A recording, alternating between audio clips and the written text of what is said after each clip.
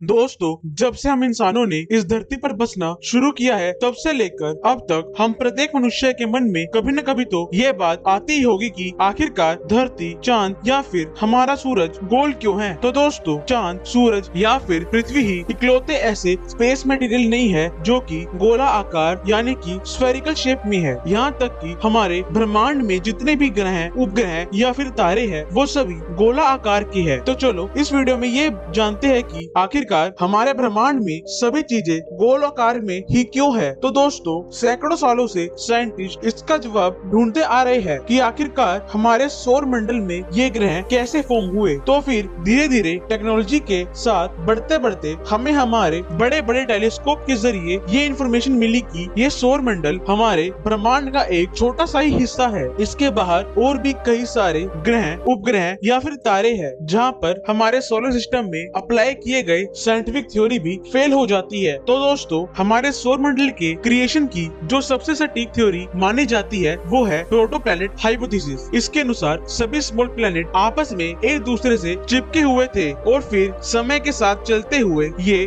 बड़े होते चले गए और फिर ये इतने बड़े हो गए कि जुपिटर जैसे गैसियस प्लैनेट को भी फॉर्म कर डाला। तो अगर हम सीधा सीधा बात करें कि तो हम ये भी कह सकते हैं कि यूनिवर्स में जितने भी प्लैनेट्स या फिर स्टार है उन सभी का निर्माण छोटे छोटे स्पेस रॉक से ही मिलकर हुआ है। तो चलो दोस्तों, सबसे पहले हम हमारे सूरज के बर्थ के बारे में जानते हैं। तो दोस्तों, आज से 4.5 बिलियन साल पहले अंतरिक्ष में मौजूद एक बड़े से नेबुला के अंदर धूल, कण और गैस के बादल ग्रेविटी के चलते एक पॉइंट पर इकट्ठा होने लगे और फिर कुछ समय के बाद उस बादल ने ग्रेविटी के चलते अपने एक्सिस पर गोल गोल घूमना शुरू कर डाला, जिसके चलते ग्रेविटी की वजह से उसके सेंटर में सभी आसपास के मटेरियल आकर मिलने लगे, जिसके चलते काफी अधिक एनर्जी का निर्माण हुआ और फिर कई सालों तक ऐसे ही चलता रहा। और फिर उसके बाद इस प्रोसेस के लगातार चलने के कारण उस पॉइंट के सेंटर पर एक चमकीला ऑब्जेक्ट ने जन्म लिया, जिसे हम आज के समय पर सूरज के नाम से जानते हैं। और फिर उस सूरज के चलते उसके आसपास मौजूद बादल ने अपने आप को एक डिस्क की फॉर्म में ढाल दिया और ये वही डिस्क है जिसे हम प्रोटोप्लैनेटरी डिस्क के नाम से जानते हैं। जिसके बाद प्रोटोप्लैनेटरी डिस्क के अंदर धूल, कण, आइस पार्टिकल और गैस आपस में मर्ज करना शुरू कर देती है और ये प्रोसेस भी कई लाखों सालों तक यूं ही चलता रहा। जिसके बाद इन सभी डिस्क मटेरियल ने अलग अलग ऑब्जेक्ट में बदलना शुरू कर दिया और ये ऑब्जेक्ट और कुछ नहीं बल्कि हमारे सौर मंडल में मौजूद प्लैनेट्स है। और यही थ्योरी हमारे यूनिवर्स के हर एक स्टार और प्लैनेट के फॉर्मेशन में एप्लीकेबल होती है। और अगर हम बात करें कि प्लैनेट या फिर स्टार गोल आकार के ही क्यों होते हैं, तो